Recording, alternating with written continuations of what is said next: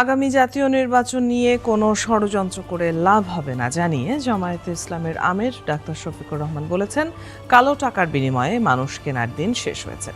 বিজয় দিবসে রাজধানীর সোহরাওয়ার্দী উদ্যানে যুব ম্যারাথন অনুষ্ঠানে তিনি এসব বলেন।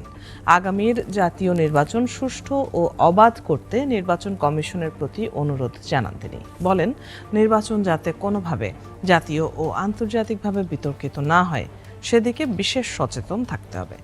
আগামী বছরের 12ই ফেব্রুয়ারির পর নতুন এক বাংলাদেশের জন্ম হবে বলেও আশা করেন তিনি।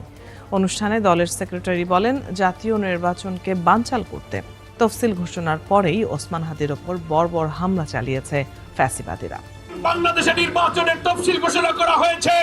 গোটা জাতি যখন আধিপত্যবাদ বিরোধী ফ্যাসিবাদ বিরোধী শক্তি ঐক্যবদ্ধ হয়ে নতুন বাংলাদেশের জন্য অভিযাত্রা শুরু করেছে, তারপরের দিন তাকে টার্গেট করে গুলি করা হয়েছে।